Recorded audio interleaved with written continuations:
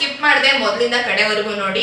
ನಾನು ಹೇಗೆ ಸೋರೆಕಾಯಿ ದೋಸೆನ ಮಾಡ್ತೀನಿ, ಹಾಗೆಯೇ ನೀವು ಫಸ್ಟ್ ಟೈಮ್ ಮಾಡೋದಾದ್ರೆ ಯಾವೆಲ್ಲ ಸ್ಟೆಪ್ಸ್ನ ಫಾಲೋ ಮಾಡಬೇಕು, ಹಾಗೆ ರೇಷಿಯೋ ಎಷ್ಟಿರಬೇಕು ಎಲ್ಲದನ್ನು ಕೂಡ ವಿವರಿಸಿದ್ದೀನಿ. ಇದು ನಿಮ್ಗೆ ಸಹಾಯ ಆಗುತ್ತೆ.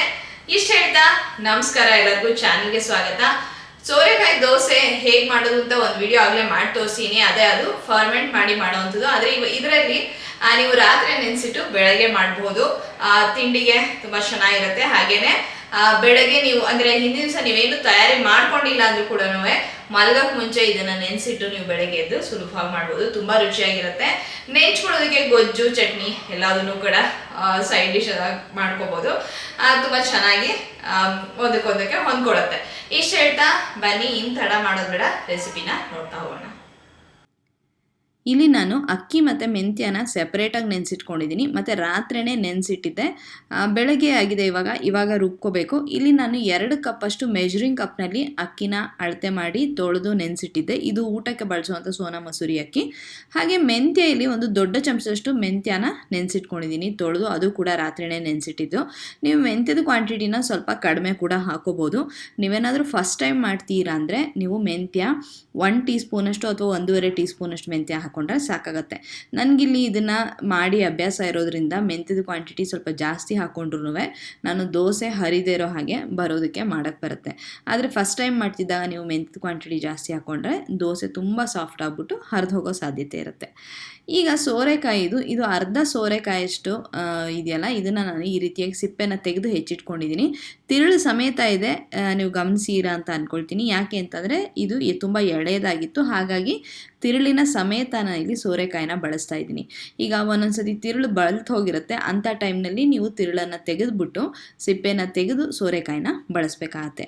ಮೆಂತ್ಯ ಮತ್ತು ಅಕ್ಕಿನ ಯಾಕೆ ಸಪ್ರೇಟಾಗಿ ನಾನು ನೆನೆಸಿಟ್ಕೊಂಡಿದ್ದೀನಿ ಅಂದರೆ, ನಾನು ಮೊದಲು ಮೆಂತ್ಯನ ರುಬ್ಕೊಳ್ತೀನಿ, ನಂತರ ಅಕ್ಕಿನ ಹಾಕಿ ರುಬ್ಕೊಳ್ತೀನಿ ಗ್ರೈಂಡರಲ್ಲಿ. ನೀವು ಮಿಕ್ಸರಲ್ಲಿ ಮಾಡ್ತೀರಾ ಅಂತಂದರೆ ಅಲ್ಲೂ ಕೂಡ ನೀವು ಅದೇ ಸ್ಟೆಪ್ನ ಫಾಲೋ ಮಾಡಿ. ಫಸ್ಟ್ ಮೆಂತ್ಯನ ರುಬ್ಕೊಳ್ಳಿ, ನಂತರ ಅಕ್ಕಿನ ಹಾಕ್ಕೊಳ್ಳಿ. ಈಗ ಸೋರೆಕಾಯಿನ ಈ ರೀತಿ ತುರಿದಿಟ್ಕೊಂಡಿದ್ದೀನಿ. ಹೌದು, ಸೋರೆಕಾಯಿನ ತುರ್ಕೋಬೇಕಾಗತ್ತೆ. ಯಾಕೆಂದರೆ ಒಮ್ಮೊಮ್ಮೆ ಮಿಕ್ಸರಲ್ಲಿ ಮಾಡ್ತಿದ್ದಾಗ ಇದು ಸರಿಯಾಗಿ ಮಿಕ್ಸರಿನ ಬ್ಲೇಡ್ಗಳಿಗೆ ಸಿಗೋದಿಲ್ಲ, ಸರಿಯಾಗಿ ನುರಿಯೋದಿಲ್ಲ. ಹಾಗಾಗಿ ಅದೇ ನೀವು ತುರಿದಿಟ್ಕೊಂಡ್ರೆ ಆ ಸಮಸ್ಯೆ ಬರೋದಿಲ್ಲ. ಈ ರೀತಿಯಾಗಿ ಸೋರೆಕಾಯಿ ಪೇಸ್ಟು ರೆಡಿ ಆಗುತ್ತೆ. ಗ್ರೈಂಡ್ರಲ್ಲಿ ನಾನು ಫಸ್ಟು ಮೆಂತ್ಯನ ರುಬ್ಕೊಂಡೆ. ಮೆಂತ್ಯ ಚೆನ್ನಾಗಿ ನುಣ್ಣಗಾಗಿದೆ ಅಂದಮೇಲೆ ಅಕ್ಕಿನ ಸೇರಿಸ್ಕೊಂಡು ರುಬ್ಕೊಂಡೆ. ಎಲ್ಲದೂ ಕೂಡ ಈಗ ನುಣ್ಣಗೆ ಹಿಟ್ಟು ತಯಾರಾಗಿದೆ. ಇನ್ನೇನು ನಾನು ಹಿಟ್ಟನ್ನು ತೆಗಿಬೇಕು ಅನ್ನೋ ಸ್ಟೇಜಲ್ಲಿ ಇದಕ್ಕೆ ನಾನು ಈ ರೀತಿಯಾಗಿ ಮಿಕ್ಸರ್ನಲ್ಲಿ ರುಬ್ಬಿಕೊಂಡಂತಹ ಸೋರೆಕಾಯಿ ಏನಿದೆಯಲ್ಲ ಪೇಸ್ಟು, ಇದನ್ನು ಸೇರಿಸ್ಕೊತಾ ಇದ್ದೀನಿ. ಇದ್ರ ಜೊತೆಗೆ ರುಚಿಗೆ ತಕ್ಕಷ್ಟು ಉಪ್ಪನ್ನು ಕೂಡ ಈ ಹಂತದಲ್ಲೇ ಸೇರಿಸ್ಕೋಬೋದು. ಈ ರೀತಿ ಗ್ರೈಂಡ್ರಲ್ಲಿ ಮಾಡ್ತಿದ್ದಾಗ ನೀವು ಈ ಸ್ಟೆಪ್ಸ್ನ ಫಾಲೋ ಮಾಡಿ. ಇಲ್ಲ ಮಿಕ್ಸರಲ್ಲಿ ಮಾಡ್ತೀರಾ ಅಂದರೆ ಫಸ್ಟ್ ಮೆಂತ್ಯನ ರುಬ್ಕೊಳ್ಳಿ, ನಂತರ ಅಕ್ಕಿನ ರುಬ್ಕೊಳ್ಳಿ, ಆಮೇಲೆ ಸೋರೆಕಾಯಿನ ಸಪ್ರೇಟಾಗಿ ರುಬ್ಕೊಂಡು ಎಲ್ಲದನ್ನು ಸೇರಿಸಿ ನೀವು ಹಿಟ್ಟನ್ನು ತಯಾರು ಮಾಡ್ಕೋಬೋದು. ಇಷ್ಟು ನೀರಾಗಿ ನಾನು ಹಿಟ್ಟನ್ನು ತಯಾರಿಸ್ಕೊಂಡಿದ್ದೀನಿ. ಈ ಹಿಟ್ಟು ಸ್ವಲ್ಪ ನೀರಾಗಿದ್ರೇ ದೋಸೆ ತುಂಬ ಚೆನ್ನಾಗಿ ಬರುತ್ತೆ.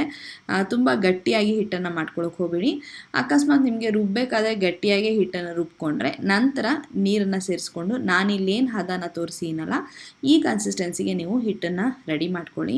ಈಗ ನಾನು ಇದಕ್ಕೆ ರುಚಿಗೆ ತಕ್ಕಷ್ಟು ಉಪ್ಪನ್ನು ಹಾಕ್ಕೊಳ್ತಾ ಇದ್ದೀನಿ. ನಾನು ನಿಮ್ಗೆ ಆವಾಗಲೇ ಹೇಳ್ದಂಗೆ ರುಬ್ಬಬೇಕಾದ್ರೂ ಕೂಡ ನೀವು ಉಪ್ಪನ್ನು ಸೇರಿಸ್ಕೋಬೋದು. ಈ ದೋಸೆಗೆ ತುಂಬ ಉಪ್ಪೇನು ಹಿಡಿಸೋದಿಲ್ಲ, ಯಾಕೆಂದರೆ ಸೋರೆಕಾಯಿ ಕೂಡ ಅಂಥ ಏನು ಉಪ್ಪು ಜಾಸ್ತಿ ಹಿಡಿಸೋವಂಥದ್ದಲ್ಲ. ಈಗ ಇದನ್ನು ಚೆನ್ನಾಗಿ ಕೈ ಆಡಿಸ್ಕೊಳ್ಳೋಣ. ಈಗಿದು ದೋಸೆ ಹಾಕೋದಕ್ಕೆ ರೆಡಿಯಾಗಿದೆ. ನೀವು ರಾತ್ರಿ ಮಲಗೋದಕ್ಕೆ ಮುಂಚೆ ಅಕ್ಕಿ ಮತ್ತು ಮೆಂತ್ಯನ ನೆನೆಸಿಡೋದು ಮಾತ್ರ ಮರಿಬೇಡಿ ಅಷ್ಟೇ. ಈ ದೋಸೆಗೆ ಒಂಚೂರು ಅವಲಕ್ಕಿ ಬಳಸಿಲ್ಲ ಅಥವಾ ಸೋಡಾ ಏನೇ ಬಳಸಿಲ್ಲ, ಆದರೂ ಕೂಡ ದೋಸೆ ತುಂಬ ಮೃದುವಾಗಿ ತುಂಬ ರುಚಿಯಾಗಿ ಬರುತ್ತೆ. ಇದ್ರ ಜೊತೆ ನೆಂಚ್ಕೊಳ್ಳೋದಕ್ಕೆ ನಾನು ಕಡಲೆಕಾಯಿ ಚಟ್ನಿ ಮಾಡ್ತಾಯಿದ್ದೀನಿ. ಕಡಲೆಕಾಯಿನ ಸ್ವಲ್ಪ ಎಣ್ಣೆಯಲ್ಲಿ ಹುರ್ಕೊಂಡು ಇಟ್ಕೊಂಡಿದ್ದೀನಿ. ಹಾಗೆ ಬ್ಯಾಡಗಿ ಮೆಣಸಿನ್ಕಾಯಿ ಮತ್ತು ಹಸಿರು ಮೆಣಸಿನ್ಕಾಯಿ ಎರಡನ್ನೂ ಕೂಡ ಎಣ್ಣೆಯಲ್ಲಿ ಹುರಿದಿಟ್ಕೊಂಡಿದ್ದೀನಿ. ಕೊತ್ತಂಬರಿ ಸೊಪ್ಪು ಹಾಕೋದನ್ನು ಮರಿಬೇಡಿ, ಅದನ್ನು ಕೂಡ ಚೂರು ಎಣ್ಣೆಯಲ್ಲಿ ಚೆನ್ನಾಗಿ ಹುರಿದಿಟ್ಕೊಂಡಿದ್ದೀನಿ.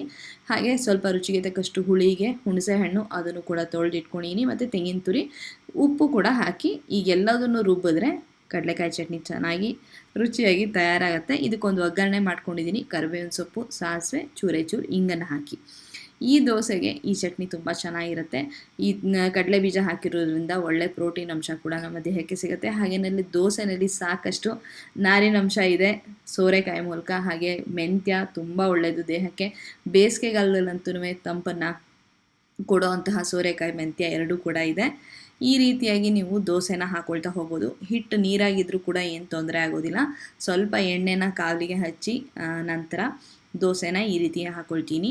ನೀವು ಮೆಂತ್ಯದ ಕ್ವಾಂಟಿಟಿ ಸ್ವಲ್ಪ ಜಾಸ್ತಿ ಹಾಕ್ಕೊಂಡ್ರೆ ದೋಸೆಗೆ ಒಂದು ಸ್ವಲ್ಪ ಕೆಂಪು ಬಣ್ಣ ಬರುತ್ತೆ.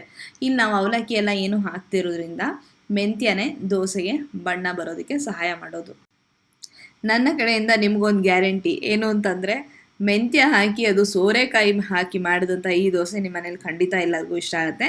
ಯಾಕೆಂದರೆ ಮಕ್ಕಳು ಕೆಲವರು ತರಕಾರಿ ತಿನ್ನಲ್ಲ ಅಥವಾ ಮೆಂತ್ಯದ ಕಹಿ ಬರುತ್ತೆ ಅಂತ ಹೇಳಿ ಕೆಲವರು ದೊಡ್ಡವರೇ ಅದನ್ನು ತಿಂತಿರೋದಿಲ್ಲ. ಆದರೆ ಈ ದೋಸೆನಲ್ಲಿ ಅದು ಎರಡೂ ಕೂಡ ನಿಮಗೆ ಗೊತ್ತಾಗೋದಿಲ್ಲ. ಬಣ್ಣ ನೋಡಿ ಎಷ್ಟು ಚೆನ್ನಾಗಿ ಬಂದಿದೆ ಅಂಥೇಳಿ. ಇದು ಬಣ್ಣ ಮೆಂತ್ಯದಿಂದ ಬಂದಿರೋದು. ನಾನು ನಿಮ್ಗೆ ಹೇಳ್ದಾಗೇ ನೀವು ಫಸ್ಟ್ ಟೈಮ್ ಮಾಡ್ತೀರಾ ಅಂದರೆ ಸ್ವಲ್ಪ ಮೆಂತ್ಯದ ಕ್ವಾಂಟಿಟಿನ ಕಡಿಮೆನೇ ಹಾಕ್ಕೊಳ್ಳಿ. ಆವಾಗ ದೋಸೆ ಹರಿದೆ ತುಂಬ ಚೆನ್ನಾಗಿ ಸಾಫ್ಟಾಗಿ ಬರುತ್ತೆ. ಮೆಂತ್ಯದ ಕ್ವಾಂಟಿಟಿ ನೀವು ಜಾಸ್ತಿ ಹಾಕ್ಕೊಂಡು ಸೋರೆಕಾಯಿ ಸೇರಿಸ್ಕೊಂಡಾಗ ಏನಾಗುತ್ತೆ ಅಂದರೆ ತುಂಬಾ ದೋಸೆ ಹಗುರ ಆಗಿ ಹೋಗುತ್ತೆ, ತುಂಬಾ ಸಾಫ್ಟ್ ಆಗಿಬಿಟ್ಟು ಕಾವಲಿಯಿಂದ ಸರಿಯಾಗಿ ನಿಮಗೆ ಎತ್ತೋದಕ್ಕೆ ಆಗದೆ ಇರ್ಬೋದು. ಹಾಗಾಗಿ ಮೆಂತ್ಯದ ಕ್ವಾಂಟಿಟಿ ಸ್ವಲ್ಪ ಫಸ್ಟ್ ಟೈಮ್ ಮಾಡ್ತಿದ್ದಾಗ ಸ್ವಲ್ಪ 1 ಟೀ ಸ್ಪೂನಷ್ಟು 1.5 ಟೀ ಸ್ಪೂನಷ್ಟು ಹಾಕ್ಕೊಳ್ಳಿ ಕಡಿಮೆ. ನಂತರ ನಿಮಗೆ ಅದರದ್ದು ಒಂದು ಗ್ರಿಪ್ ಸಿಗುತ್ತೆ ರೆಸಿಪಿದು. ಆಮೇಲೆ ನೀವು ಚೂರು ಹೆಚ್ಚು ಕಡಿಮೆ ಮಾಡ್ಕೋಬೋದು. ಹಾಗಂತೇಳಿ ತುಂಬ ಕ್ವಾಂಟಿಟಿ ಏನಿದೆ ಹಾಕೋ ಅವಶ್ಯಕತೆ ಇಲ್ಲ. ಎಣ್ಣೆ ತುಪ್ಪ ಯಾವುದನ್ನು ಬೇಕಾದರೂ ಹಾಕ್ಕೊಂಡು ಬೇಯಿಸ್ಕೋಬೋದು. ತುಂಬ ಅಂದರೆ ತುಂಬ ಚೆನ್ನಾಗಿರುತ್ತೆ. ನೀವು ದೋಸೆನೇನಾದ್ರು ಮಧ್ಯಾಹ್ನ ಬಾಕ್ಸಿಗೆ ತೊಗೊಂಡು ಹೋಗ್ತೀರಾ ಅಂತಂದರೆ, ಅಂದರೆ ಒಂದೊಳ್ಳೆ ಸಾಂಬಾರು ಥರ ಮಾಡಿಕೊಂಡು ನೆಂಚ್ಕೊಳ್ಳೋದಕ್ಕೆ ದೋಸೆ ಜೊತೆಗೆ ತೊಗೊಂಡೋಗ್ಬೇಕು ಅಂತಿದ್ರೆ ಈ ದೋಸೆ ಬೆಸ್ಟ್ ಅಂತ ನನಗೆ ಅನಿಸುತ್ತೆ. ಯಾಕೆಂದರೆ ಬೆಳಗ್ಗೆ ಮಾಡಿಟ್ಟು ದೋಸೆ ಸಂಜೆ ಆದರೂ ಕೂಡ ಒರಟಾಗೋದಿಲ್ಲ, ತುಂಬ ಮೃದುವಾಗಿರುತ್ತೆ. ಇದರೊಳಗೆ ಉದ್ದಿನಬೇಳೆ ಬಿದ್ದಿಲ್ಲ, ಹಾಗೆ ತರಕಾರಿ ಕೂಡ ಇದೆ. ತುಂಬ ಅಂದರೆ ತುಂಬ ಸಾಫ್ಟಾಗಿ ಫ್ರೆಶ್ ಆಗಿ ಆ ಮೆಂತ್ಯದ ಘಮ ಬರ್ತಿರುತ್ತೆ. ಖಂಡಿತ ನೀವು ಈ ರೆಸಿಪಿನ ಟ್ರೈ ಮಾಡಿ ನೋಡಿ. ತಿಂಡಿಗೂ ಆಗುತ್ತೆ, ಮಧ್ಯಾಹ್ನದ ಊಟಕ್ಕೆ ತೊಗೊಂಡೋಗ್ತೀರಾ ಅಂದರೆ ಅದಕ್ಕೂ ಕೂಡ ನೀವು ದೋಸೆನ ಮಾಡ್ಕೊಂಡು ಹೋಗ್ಬೋದು. ತುಂಬ ಚೆನ್ನಾಗಿರುತ್ತೆ. ಡಬ್ಬಿಗೆ ಹಾಕ್ಕೊಂಡು ಹೋದಾಗ ನಮಗೆಲ್ಲ ಒಂದು ಭಯ ಇರುತ್ತೆ, ದೋಸೆ ಎಲ್ಲ ಹೊರಟಾಗ್ಬಿಡತ್ತೆ ಅಂಥೇಳಿ. ಆದರೆ ಈ ದೋಸೆ ಹಾಗಾಗೋದಿಲ್ಲ. ಬಣ್ಣ ಅಂತೂ ಎಷ್ಟು ಚೆನ್ನಾಗಿ ಬರ್ತಿದೆ ಅಲ್ಲ. ಅದು ದೋಸೆ ಮಾಡ್ತಿದ್ದಾಗ ಅದ್ರ ಘಮ ತುಂಬ ಚೆನ್ನಾಗಿತ್ತು. ಮೆಂತ್ಯದ ಘಮ, ಸೋರೆಕಾಯಿನ ಘಮ ತುಂಬಾ ಚೆನ್ನಾಗಿತ್ತು.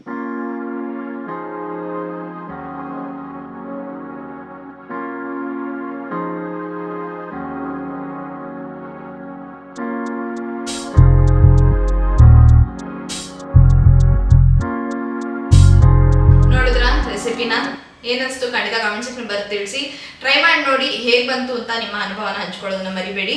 ಹಾಗೆ ಸೋರೆಕಾಯಿ ಬೇಸಿಗೆಗಾಲದಲ್ಲಿ ತಿನ್ನಲೇಬೇಕಾದಂಥದ್ದು, ದೇಹಕ್ಕೆ ಕೂಡ ತಂಪು, ಆಮೇಲೆ ರುಚಿ ಕೂಡ ಚೆನ್ನಾಗಿರುತ್ತೆ. ಮತ್ತೆ ನಿಮಗೂ ಕೂಡ ರೆಸಿಪಿ ಸಿಕ್ಕಿದಾಗೆ ಆಯಿತು ಅಂತ ಅಂದ್ಕೊಳ್ತೀನಿ. ಇಷ್ಟ ಹೇಳ್ತಾ ಸಿಗೋಣ ಇನ್ನೊಂದು ಸುಂದರವಾದ ವಿಡಿಯೋ ಅಥವಾ ಬ್ಲಾಗಲ್ಲಿ. ಈ ವಿಡಿಯೋ ಇಷ್ಟ ಇದ್ರೆ ಲೈಕ್ ಮಾಡಿ, ಹಾಗೆ ಸಬ್ಸ್ಕ್ರೈಬ್ ಮಾಡ್ಕೊಳ್ಳಿ ಚಾನಲ್ಗೆ, ಕಾಮೆಂಟ್ನ ಬರೆದು ತಿಳಿಸಿ. ಸಿಗೋಣ, ಅಲ್ಲಿವರೆಗೂ ಧನ್ಯವಾದಗಳು.